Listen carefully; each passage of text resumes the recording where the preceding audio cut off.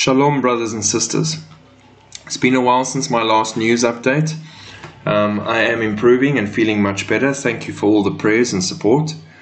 God is powerful and nothing we face is not manageable because we have Him with us.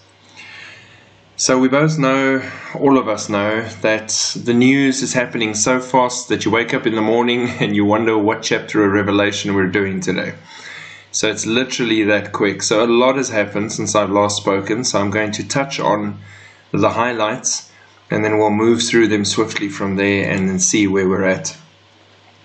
Within 48 hours of the invasion, a third of Putin's foreign currency and gold reserves were gone.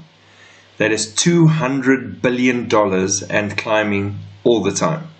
The third most severe stock market crash in modern history. Now these are important things to realize and note. And since then, multiple US chains like McDonald's and so forth have shut down operations, which is costing them millions on a daily basis by taking a stand in the situation of Ukraine and Russia.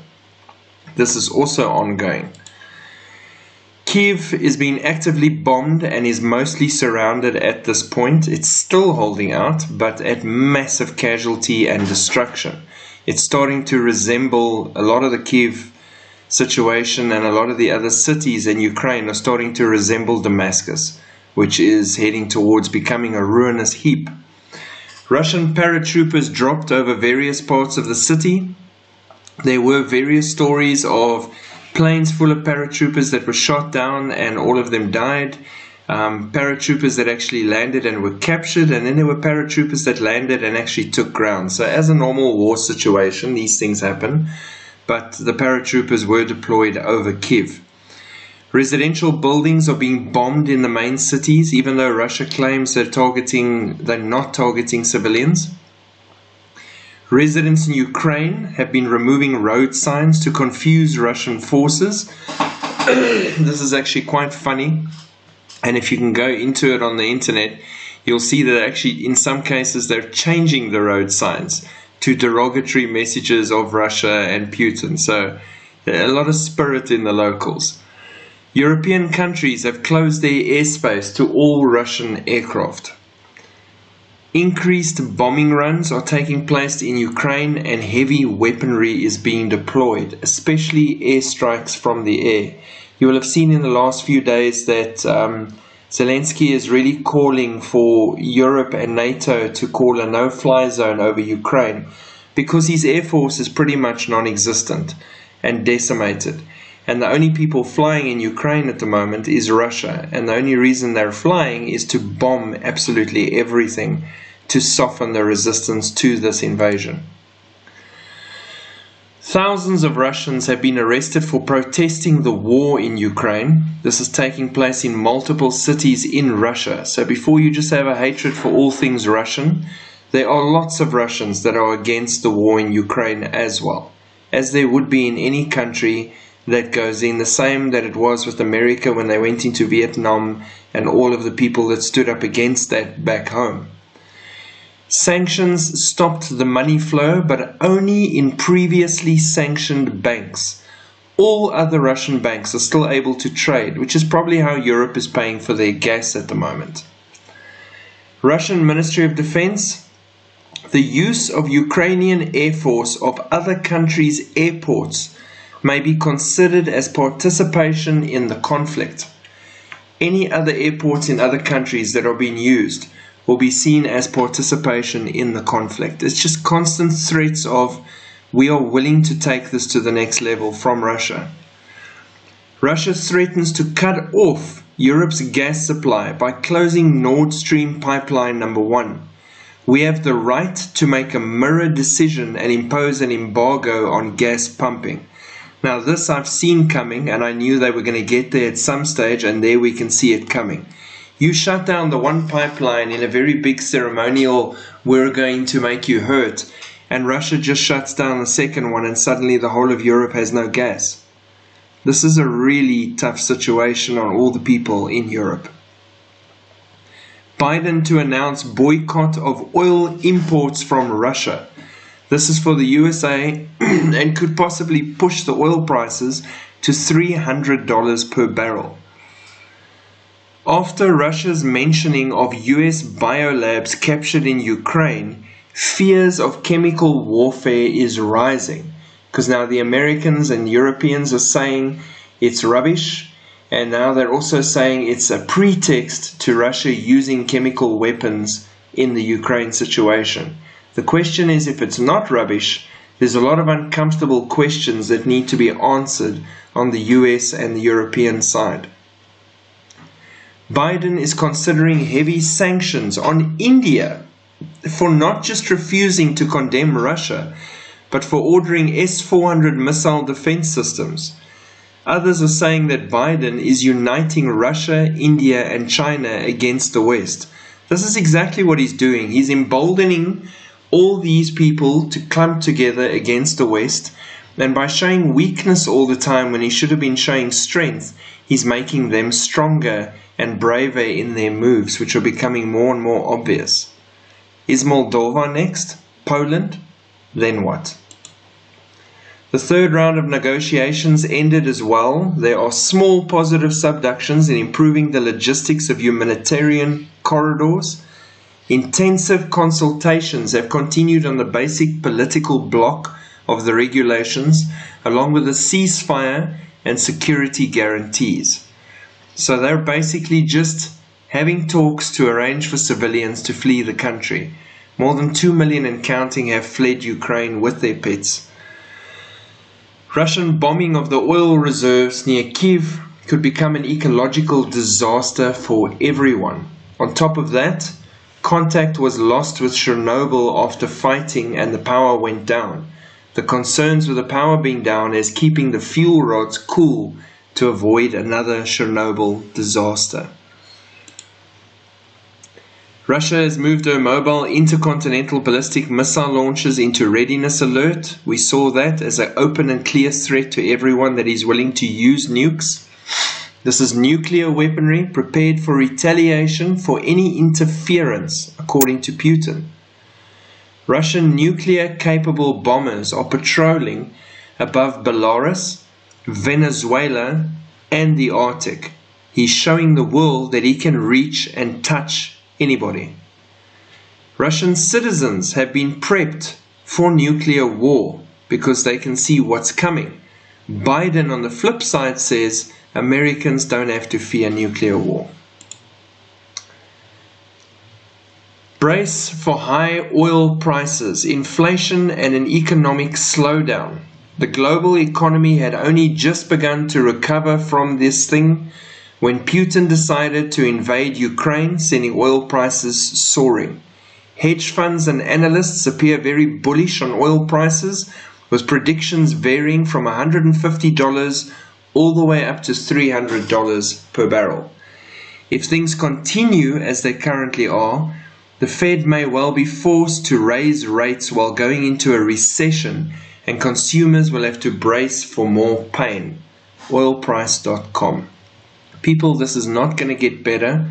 It is going to have a global impact, and this is exactly what the New World Order wants, because it gives them more control and they can change things the way they like it. So it might seem like this is totally against their agenda, but it's playing right into their hands. China has announced naval exercises in the South China Sea within 6 nautical miles of Taiwan. Multiple incursions by their Air Force once again have been taking place consistently. China has again mentioned how Taiwan will again be part of China one day. One day is going to be very soon. China opposes sanctions against Russia and says the USA is to blame for tensions with Russia. China and Russia are strengthening their relationships, their shared hatred of the West, and especially the USA, and moving closer all the time. And in a combined friendship of strength, it's both of their forces you need to take into account, and both of their reaches across the planet. Dubai, March 10, a revived nuclear deal cannot limit Tehran's pursuit of its missile and space programs, said Noah News, which is affiliated with a top security body. Iran is not willing to negotiate on its defense capabilities and regional policies, Noah News added in a tweet. The mafia-like regime in the United States creates crises, lives off of crises, and feeds on various crises in the world. Ukraine is another victim of this policy, alleged Iran's supreme leader Ayatollah Ali Khamenei in a televised speech. In my view, Ukraine is a victim of the crises concocted by the United States, he said. There are two lessons to be learned here. States which depend on the support of the US and Western powers need to know they cannot trust such countries. This is exactly what I've been saying. These type of regimes, Iran, all of them, they are testing North Korea, they are testing, and they're showing that what happened in Afghanistan will happen everywhere. The US and the West are not coming to your aid. They are not able to rescue you from what's coming. We're living in a post-US world. Israel has attacked Iranian targets in suburbs of Damascus again. They're preparing to strike Iran's nuclear facility currently and working on those plans. When they struck Damascus, they killed two high-ranking Iranian officials, for which Iran has sworn revenge.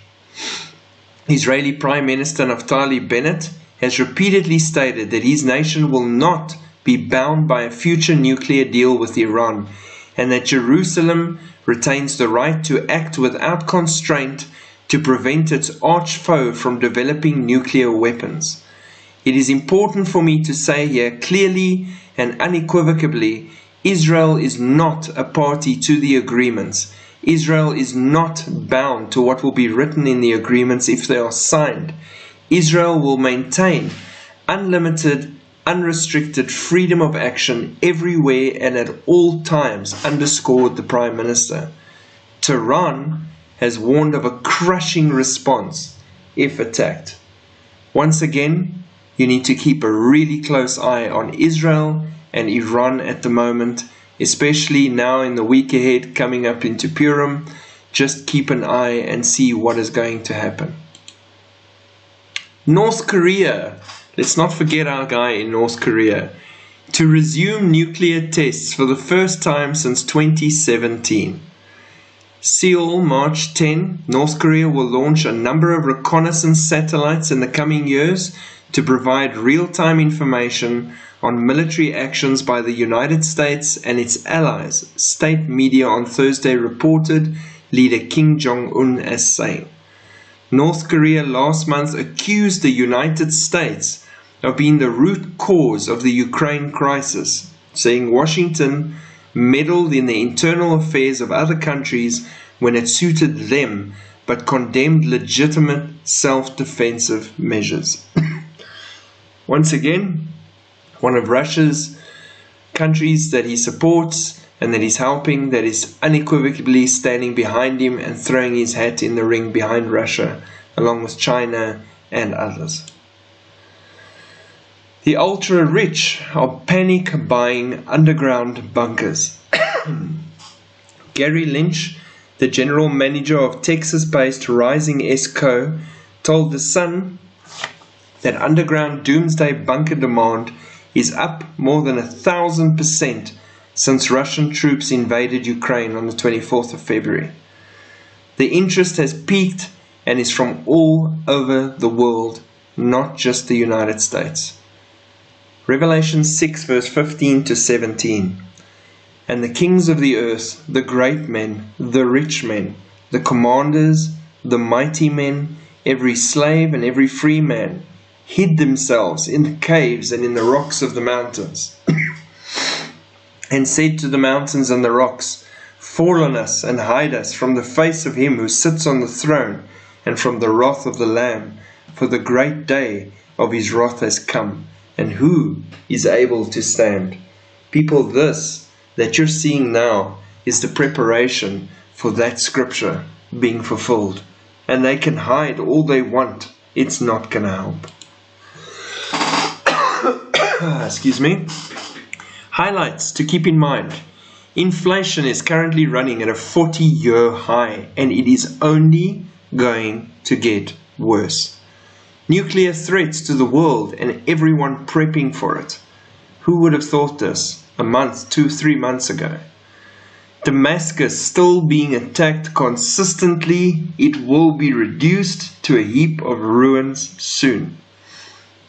Massive food shortages worldwide and getting worse daily. The world seemingly having a bumper wedding year in 2022. I'd like you to take you to that statement of, as in the days of Noah. Matthew 24 verse 37 and 38. As it was in the days of Noah, so will it be at the coming of the Son of Man. For in the days before the flood, people were eating and drinking, marrying and giving in marriage, up to the day Noah entered the ark. A bumper wedding year, the biggest one since 1984. UN repeatedly talking about peace and safety all the time. 1 Thessalonians 5 verse 3, for when they shall say peace and safety, then sudden destruction cometh upon them as travail upon a woman with child, and they shall not escape. Natural disasters and volcanoes still increasing daily. Wars and rumors of wars everywhere. India just apologized for by mistake launching a missile into Pakistan. How do you by mistake launch a missile into one of another country's region? People, we are living in the end times. If you are not seeing this, I don't know what else to do to wake you up. We are on the very cusp of eternity. We could hear the trumpet blast at any moment. Yeshua is returning for his bride. Get your life right with God. It is everywhere and all over the place. Open your eyes. Give up on this world and just start prepping yourself for heaven and prepare for what God has for you. Make a difference while we're still here. Occupy until he fetches us. Make a change in the lives around you. Spread his word and be brave enough to stand up and be counted for Jesus.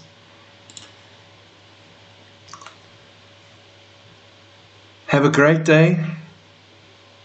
Stay faithful. Do not be afraid, because fear is not of God, and we know who wins in the end. Keep your eyes on the cloud.